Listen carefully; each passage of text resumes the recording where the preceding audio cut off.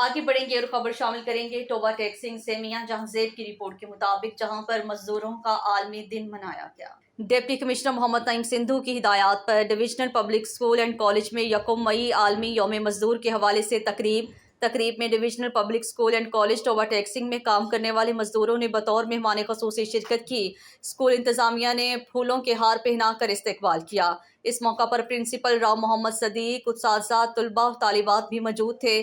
Divisional public school and college کے طلباء اور طالبات نے محنت کش مزدوروں کو خراج تحسین پیش کرنے کے لیے ملی نغمے اور ٹیبلوز پیش کیے۔ اس موقع پر پرنسپل راؤ محمد صدیق نے خطاب کرتے ہوئے کہا ہے کہ معاشرے کی ترقی میں محنت کشوں کا مرکزی کردار ہے۔ یکم مئی مزدوروں کا عالمی دن منانے کا مقصد محنت کش طبقے سے اظہار یکجہتی کرنا ہے۔ مزدوروں کی محنت سے ہی دنیا ترقی اور خوشحالی کی منزل کی طرف گامزن ہے۔ مزدوروں کے ماتھے پر آج بھی محنت کا پسینہ ہے اور ان سے وعدہ کرتے ہیں کہ ہم ان کے سماجی تحفظ کے لیے کام کریں گے۔ آج کے دن اس عزم کا اظہار بھی کرتے ہیں کہ ہم کسی بھی طرح مزدوروں کا استحصال نہیں ہونے دیں گے۔